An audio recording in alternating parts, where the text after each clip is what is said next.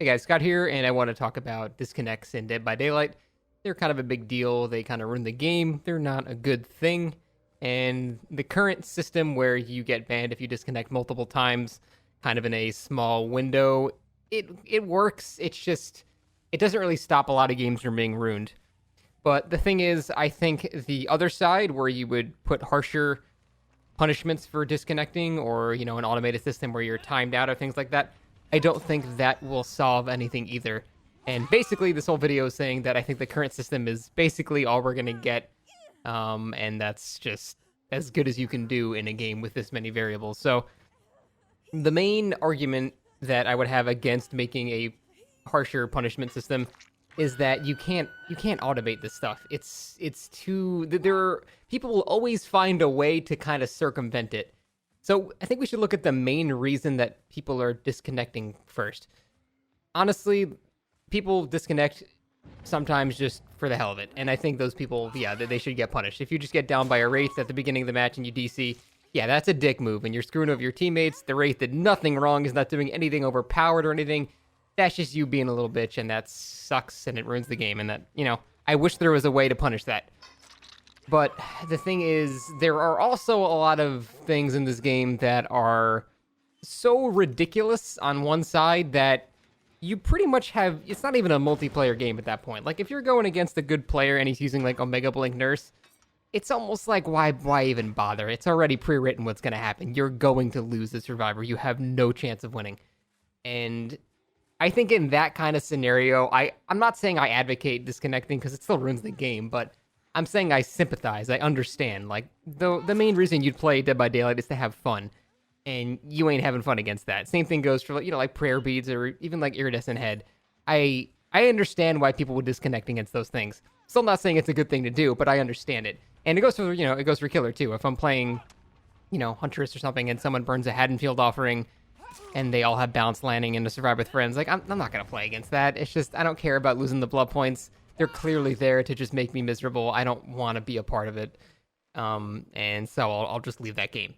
So I think there are a couple scenarios like that where it's almost justified to disconnect because the other side is doing something so ridiculously broken that you pretty much have no chance.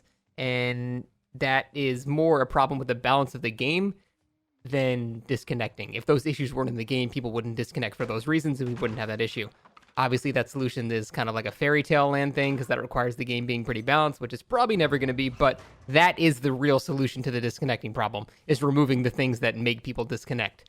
That is like the end-all solution. So that's never going to happen, though. So then people would suggest something like, okay, well, just if somebody disconnects, time them out for, 10 minutes or something like that, or just punish them for disconnecting. The problem is, like I said, you can't force people to play against something. If they see it's a prayer bead spirit, they're going to disconnect. And if you ban for disconnecting, then they're going to stand still and let the spirit kill them and then kill themselves on the hook. They're still not going to play against it. You can't force somebody to play against something that they don't want to play against. It sucks, but, that's just the reality of the situation. People are here to have fun, and you can't force people to play the game. That's why, in like Dota or, like those kinds of games, like in tournaments, like, there's a concede option. There's no concede option in Dead by Daylight. If you go against those things, like, I would just want to concede immediately because there's no point. Like, you're not going to win in a lot of these scenarios. Again, it's not that many of these scenarios, but in those particular scenarios, like, yeah, since there's no concede button, there's no other thing to do other than disconnect. But if you punish for disconnecting, you might think, oh, well, that's going to solve it. But it doesn't. Then people are just going to stand still and kill themselves on the hook instead. And they're still not playing the game, and they're still getting out of the game, except it takes them 15 seconds later to wiggle and then die.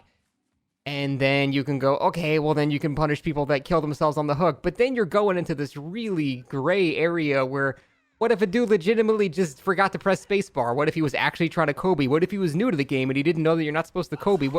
There are way too many variables to just ban people for this. You need to have people actually looking at what's happening, and there are way too many games and too many players for that to happen. So automating a system like that, people are always going to find a way to get around it. Like, they're still not going to play against what they don't want to play against, and they're still not going to get punished. And if they have a system where they get banned for even killing themselves on the hook, then that's not good for the game. That's scary. So again, what do you actually do to fix it? I honestly think the only way you actually fix the disconnecting problem is fix the reasons why people disconnect. And it is really a lot of the same. It's a lot of the same subjects. It's a lot of spirit related stuff. It's a lot of like iridescent head and omega blink and really bad maps for killer. It's a lot of those things that you actually can fix. It's not so far fetched that you have to change so many things about the game to make it possible to fix. These are actually things you can fix, and they're not necessarily even hard to fix too. Like prayer beads just shouldn't exist. Omega Blank shouldn't exist. Iridescent Head shouldn't exist. Haddonfield with balanced landing shouldn't exist. Like there's just a lot of these things that are the main causes for disconnecting, and if we remove those, people would just disconnect less. Like I guarantee people would disconnect less. Yeah, there would be the odd shitter who just leaves because he got down randomly for no reason. And there's always going to be people like that, and they suck. But I don't think there's really anything you can do about that. I feel like that's, at least in my experience, that's not the common experience. When people disconnect in my games, it's because they got like tunneled or they were going against something ridiculously overpowered or broken. And that's kind of it. Like every once in a while, I'll have someone disconnect just because they get down for no reason, and that sucks. But again, I don't think we should change the entire system just for those people, because it's too much effort. I think we should just focus on fixing the actual problems with the game itself that cause people to disconnect, and that would actually, it wouldn't stop disconnecting, but it would severely reduce the amount of it. And I think that's kind of it. Like, there's no better way to do it. There's no safe way to do it. So I say we just start with like those like main things like prayer beads and iridescent head, and I know nurse is getting looked at, so that's nice. But I think that's the path that should be taken, not being harsher to people that don't want to play against certain things like that. Other than that, though, that's kind of all I got. You shouldn't disconnect. It's not a nice thing to do, but it happens. There are so many reasons to disconnect, so many legitimate reasons. Sometimes your teammate crashes, and then you don't want to play a 3v1 because you can't win. I leave games as killer if someone crashes because I don't want to play a 3v1 as killer. It's boring. They can't really win. And so I will actually leave the game. And I don't want to be punished for sparing them from like a slaughter. That doesn't make any sense. That's not fair. And when I leave the game, they still get 5,000 blood points. I don't care about the blood points anymore. I just want to have fun. And, there are scenarios where it's just impossible to have fun, and I think we need to focus on those scenarios first rather than just punishing people to begin with. But like I said, it's a really hard thing to fix, and I don't really think you can fix it. But it's worth a shot. But yeah, I'm curious to hear what you guys think about it. Like I said, I'm not really super for one side or the other. I hate when people DC in my games. It ruins the game. I usually have to leave. But on the flip side, I understand sometimes why they do. So let me know what you guys think. Interesting topic to talk about. Let me know if you have any magical solution, because I don't know if that one exists. But yeah, let me know what you guys think. And thank you very much for watching.